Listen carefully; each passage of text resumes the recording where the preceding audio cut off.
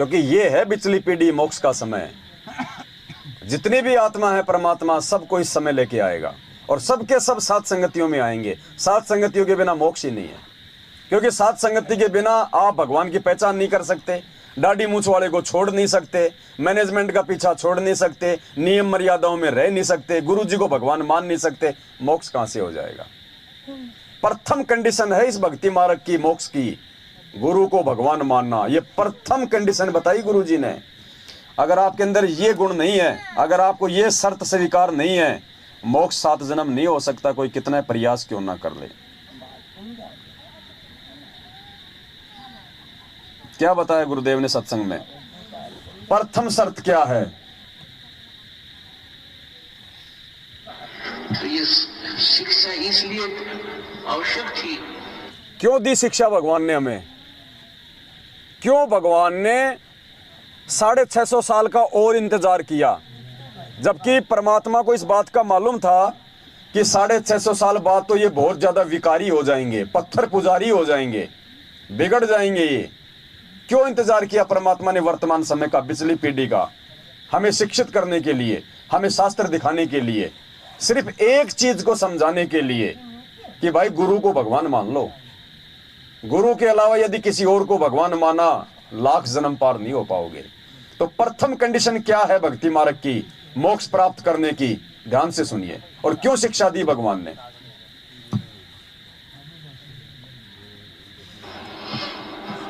तो ये शिक्षा इसलिए आवश्यक थी कि हम अपने भगवान को पहचान लेंगे और सदग्रंथों को आँखा देख लेंगे। तो 600 वर्ष पहले आकर परमात्मा 64 लाख को की बैटरी चार्ज करके चले गए। वो पार तो नहीं हुए, ना होने थे, क्योंकि जब तक हम प्रेजेंट गुरु को परमात्मा तुल्य मान के उसके प्रति व्यवहार नहीं करेंगे, हम पार नहीं हो सकते। चाहे कितनी भक्ति कर ले। क्या कह रहे हैं गुरु जी? जब तक हम प्रेजेंट गुरु को परमात्मा तुल्य मान के व्यवहार नहीं करेंगे, हम पार नहीं हो सकते। चाहे कितनी भक्ति कर लो, कितना दान धर्म कर लो, कितना कुछ कर लो। ये प्रथम कंडीशन है इस अध्यात्म की, इस भक्ति मार्ग की। अगर मोक्ष प्राप्त करना है तो, अगर डले ढोने हैं तो चाहे डले ढोते रहो, जितनी भक्ति करोगे उस हिसाब से ब्रह्मा बना देगा, विष्णु बना देगा, महेश बना देगा, और फिर गधा कुत्ता सूअर भी बना देगा।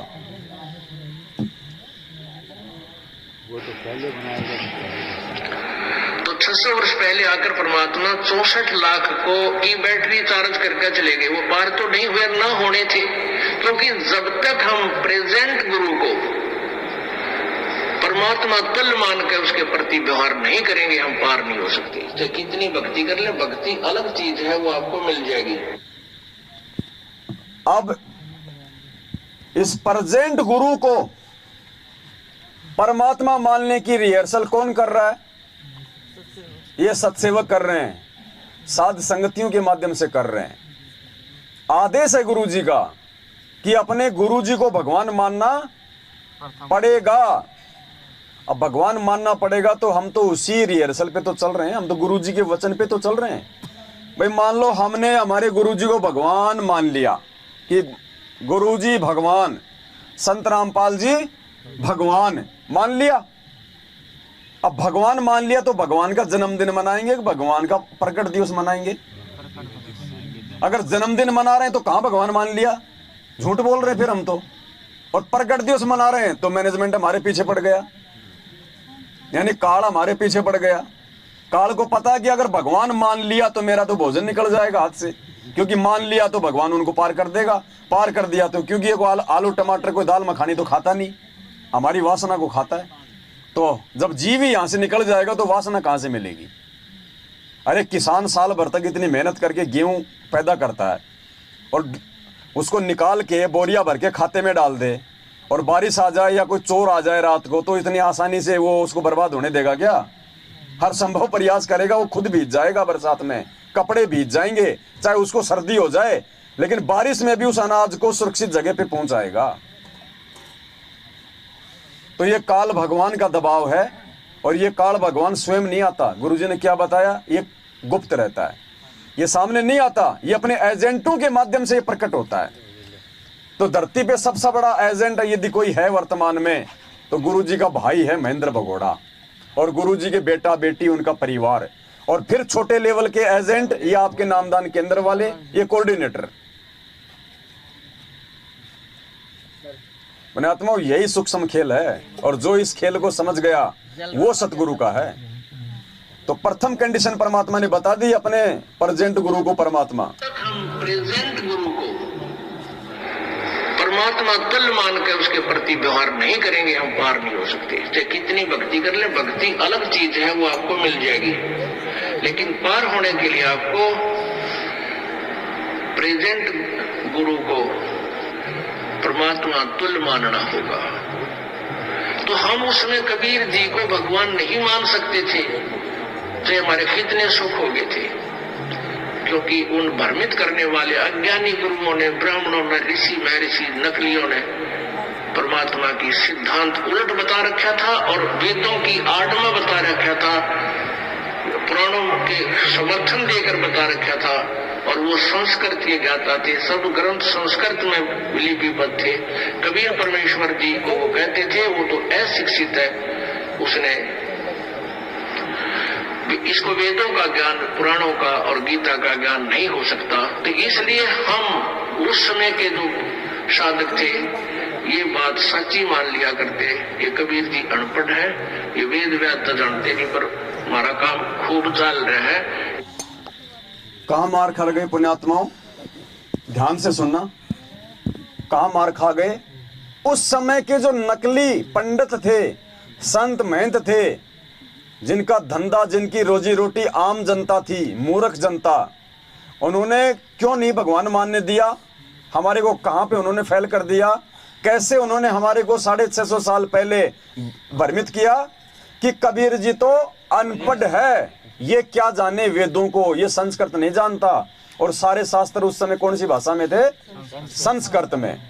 तो एक बात कह के उन्होंने हमारे को भ्रमित कर दिया, और उस समय कबीर जी को भगवान नहीं मानने दिया कि ये तो अनपढ़ है, अक्षर ज्ञान रहित है, ये क्या जाने वेद शास्त्र, कुरान पुराण बाइबल को, ये उवाबाई बकरा, ये झूठ बोल रहा है। और हमने भी स्वीकार कर लिया, गुरुजी क्या कह रहे हैं, हमने भी स्वीकार कर लिया कि भाई बात तो सही है, ये तो अनपढ़ है, ये क्या जाने। पुण्यात्माओं सेम टू सेम लीला आज हो रही है। उस समय तो हमें ये कह के गुरु को भगवान नहीं मानने दिया कि ये अनपढ़ है, और हमने मान लिया, और आज वो पंडित, वो नकली धर्म के आड़ में अपना पेट भरने वाले संत महंतों की जगह ले ली मैनेजमेंट ने, गुरुजी के परिवार ने, और आज हमें गुरुजी को भगवान नहीं मानने दे रहे। क्यों? कि गुरुजी ने तो इंद्रो माई के पेट से जन्म लिया है, गुरुजी कहां से भगवान हो गए? गुरुजी तो कबीर जी के भेजे हुए संत हैं, उनकी प्यारी आत्मा है, मीडिएटर हैं, एजेंट हैं गुरुजी तो कबीर भगवान के। गुरुजी का तो जन्म हुआ है गांव धनाना, जिला सोनीपत, हरियाणा में। और मूर्ख लोग जो आज भी 650 साल पहले वाली कैटेगरी में, वो मान भी रहे कि हाँ गुरुजी ने जन्म लिया है, और जन्मदिन मना भी रहे। अरे गधो, गुरुजी ने तो भगत को जन्मदिन मनाने के लिए मना किया, क्या अपना जन्मदिन मनवाएगा? और पीले पर्चे में आदेश है कि मेरा जन्मदिन मनाओ, वो परमात्मा कहेगा मेरा जन्मदिन मनाओ, जो अपने भक्तों को मना करता है। अरे ये तो परीक्षा है जो आज हमारे लिए महाभारत हो रही है, समझ में नहीं आ रही। देखो 650 साल पहले हमारी परीक्षा हुई, क्या हम में से कोई समझ पाया? सब फेल हुए ना। आज जब हम 650 साल पहले वाली उस घटना का जिक्र करते हैं तो हम सबकी समझ में आ रहा है ना। अरे यार छोटी सी तो बात थी, भगवान को नहीं समझ पाए, बताओ। दारू पिएगा भगवान जो दुनिया की दारू छुड़वाता था, आज समझ में आ रही है ना, उस समय नहीं आ रही थी ना। आज की परीक्षा आने वाली आत्माओं के लिए वैसी हो जाएगी जैसे आज हमारे लिए 650 साल पहले वाली है, लेकिन आज वालों के लिए तो महाभारत हो रहा है। और आज जो समझ गया वो परमात्मा की मोक्ष की अधिकारी आत्मा है। तो पुण्यात्माओं, ये अधिकारी आत्माएं बनाई जा रही हैं, सार नाम के योग्य बनाया जा रहा है। ये गाड़ी निकालने वाले, अभी सुनाऊंगा तो माता बहनें बैठी हैं, गुरुजी के सगे परिवार वाले माँ बहन की गाड़ियां, भगतों को लट्ठों से मारना, ये भगत हैं ये। और फिर कहते हैं हमें गुरुजी ने सार नाम दे रखा है। सार नाम की तो परमात्मा ने पूंछ भी नहीं दिखाई अभी तक किसी को, पूंछ भी क्या होती है। अरे दादा फौज से रिटायरमेंट आवे, और बंदूक लेके आवर दादा लाते उसको बैठक में टांगता है दिखाने के लिए। अब पोता छोटा होता है, उसको क्या पता, दादा बंदूक, रोने लग जाए, धरती पीट दे। अब दादा क्या पागल है क्या जो उसको वो गोलियों से भरी हुई दे देगा उसको बंदूक। दादा क्या करेगा जब नहीं मानेगा तो थोड़ी सी मार्केट से कोई मेले वाले से लाके दे देगा, छोटी सी 20-30 रुपए की। और हाथ में आते ही वो सबसे पहले क्या करेगा, दादा की तरफ करके करेगा ट्र ट्र ट्र। अब दादा सोचो अगर उसको ओरिजिनल दे देता, दादा का सत्यानाश था ना। तो गुरुजी कोई बच्चे थोड़ी हैं जो बंदर के हाथ में उस तरह दे देंगे। ये बंदर है, ये गुरुजी के परिवार वाले एरिया मैनेजमेंट है, बंदर है ये। अरे 27 साल से भगवान ने इन कुकर्म करने वाले हाथों से दान धर्म करना सिखाया, हाथ जोड़ने सिखाए, सच्चाई बोलना सिखाया। इन हाथों में भगवान ने 27 साल से मंत्र कार्ड पकड़वाए, माला पकड़वाई, सुमरनी थमाई। क्या वो भगवान बरवाला कांड में काले कपड़े पहना कर उन हाथों में लठ पत्थर पेट्रोल बम दे देगा? ये किसने दिलवाए? इन्हीं काले एजेंटों ने। तो इनको सारा नाम देगा परमात्मा, जो आज भगवान की बदनामी का कारण बने हुए हैं पूरी दुनिया में। इनकी उल्टी हरकतें, 5 भाई बहन हमारे बरवाला कांड में मर गए और ये तो भाग गए आश्रम छोड़ के भगोड़े बन के, और सजा कौन भोग रहा? ऐसे कुकर्मियों को परमात्मा सारा नाम देगा। ये वो पापी हैं जिनके बारे में परमात्मा बार बार सत्संग में जिक्र करते हैं कि पापी प्रभात ना बेटो।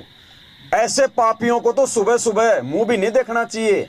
पापी प्रभात ना बेटो, मुख देखे पाप लगे जिसका, 9 मास गर्भ त्रास दई, धिक्कार जन्म उसकी माँ का। इनकी तो माताओं को धिक्कार है जिनकी गलतियों के कारण आज भगवान जेल में बैठा है और हम इनकी गुलामी कर रहे हैं। ये सार नाम देंगे हमें। अगर सार नाम भी अगर भगत देगा तो भगवान के फिर यहाँ पे भेड़ बकरी चराने आता है? फिर गुरुजी का क्या काम रह गया?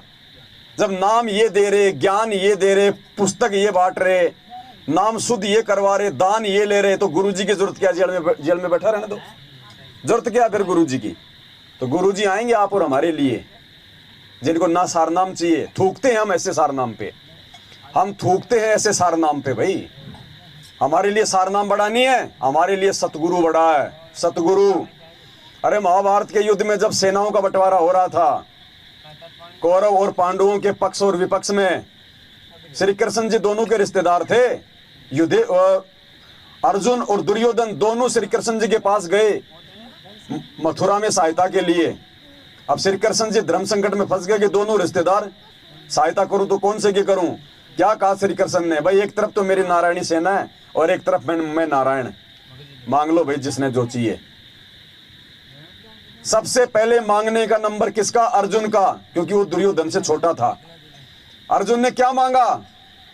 उसकी लाखों की सेना मांगी या श्री कृष्ण मांगा? श्री कृष्ण। और दुर्योधन ने क्या मांगी? सेना।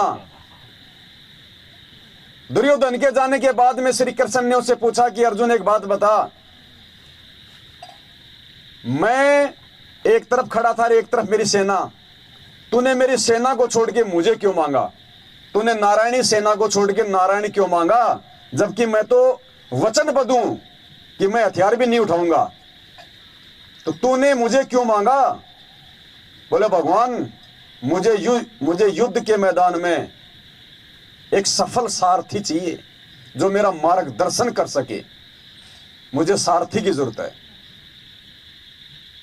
और वो श्री कृष्ण फिर युद्ध जीता, वो अर्जुन फिर महाभारत का युद्ध जीता, वो नारायणी सेना भी फैल हो गई। तो पुण्यात्माओं, हमारे को सतगुरु चाहिए, सार नाम नहीं चाहिए। सार नाम से सतगुरु नहीं है, सतगुरु से लाखों सार नाम मिल जाएंगे।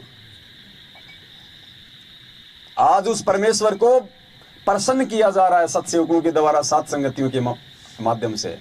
मालिक क्या कहते हैं? इन बातों के पाइए कर सतगुरु नजर निहाल, और राजी कर सतगुरु रूठे नु।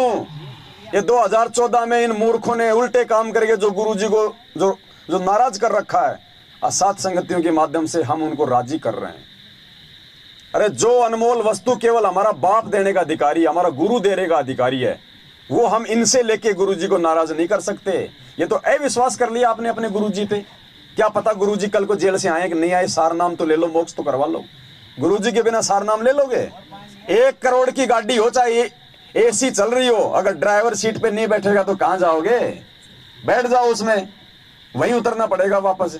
समय और बर्बाद करोगे, टिकट के पैसे और बर्बाद करोगे। तो टिकट का पैसा तो ये 15-15 हजार रुपए, और जा जाके सारनाम अपना समय और बर्बाद करके आ गए वहां पे रोहतक में। और आज उन सारनामियों की क्या हालत हो रही है। उनके प्रथम नाम सतनाम भी ढंग से नहीं हो रहे उनसे, सारनाम तो दूर की बात है। मन में विकार उत्पन्न हो रहे हैं, लड़ाई झगड़े हो रहे हैं, अशांति हो रही है उनके घरों में। और फिर मेरे पास फोन आते हैं, भगत जी वो सारनाम बताऊंगा क्या दिया था। मगर तू तेरी जेब में रख, वो तेरे को जो दिया तू तेरी जेब में रख। बोल भगत जी बता दो ये असली है कि नकली है। बताओ गधे, वो सारनाम काम करेगा जिनको इतना विश्वास नहीं है। पुण्यात्माओं ये बहुत बड़ा ड्रामा। सारनाम के लिए भगवान ने 4 युग तक इंतजार किया। पुण्यात्माओं हम कैसे धोखा खा गए ऐसे कुकर्मियों के चक्कर में हमने। और अनमोल वस्तु सारनाम का मतलब पतिव्रता औरत के द्वारा पेट में अपना बच्चा, वो बच्चा है सारनाम, जो केवल वो पति ही डाल सकता है। हमने तो पड़ोसियों से डलवा लिया। अब बताओ पड़ोसियों से पेट में बच्चा डलवाने वाली औरत को आप जी पतिव्रता कहोगे क्या? क्या आपका पति को मालूम पड़ेगा तो वो खुश होगा क्या? तो वो तो अंतर्यामी है, उसको तो पहले से पता, लेने से पहले पता चल गया कि ये अपना बेड़ा गर्क करवाएगा। लेकिन अभी भी मौका है, अभी भी उस परमेश्वर की मेहर, यदि किसी ने गलती की है, समय रहते साथ संगतियों में आ जाओ, भगवान से नाक रगड़ रगड़ के क्षमा याचना मांगो और आगे से गलती ना हो। मालिक दयालु है। परमात्मा कहते हैं सौद स्वरूपी उतरे सतगुरु सत्य कबीर, दास गरीब दयालु है वो डिगे बंधावे धीर। देखो हम जीव हैं पुण्यात्माओं, हमसे भी गलतियां हुई है, ऐसी बात नहीं है। भगत जी अकेला इनका दोष नहीं है, ये तो दोष मुक्त हो गए क्योंकि इनको तो भगवान ने साथ संगतियों से जोड़ दिया। ये संदेशा तो उनके लिए जो यहां नहीं आ पा रहे। हम भी तो पहले मैनेजमेंट के साथ थे, मैं भी तो मैनेजमेंट के साथ था। मेरे घर पे भी तो नामदान केंद्र खोल रखा था इन्होंने, मुझे नहीं पता था। आप सभी भाई बहन को पाकिस्तान से थोड़ी हैं, मैनेजमेंट से तो आ रहे हैं। तो अब समझ में आ रहा तो आ रहे हैं ना। तो मालिक कहते हैं सुबह का भटका हुआ शाम को घर आ जाए तो भटका हुआ नहीं है, माफ कर देता है परमात्मा। तो हम तो विनती करते हैं हमारे बाकी मैनेजमेंट के पीछे लगे हुए भाई बहनों से कि समय रहते परमात्मा से सद्बुद्धि की भीख मांगो, साथ संगतियों से जुड़ जाओ, वरना पुण्यात्मा ना घर के रहेंगे ना घाट के, काल भगवान कहीं का नहीं छोड़ेगा। और यही हमारी परीक्षा है, बाद में रोओगे फिर हाथ ऊपर करके।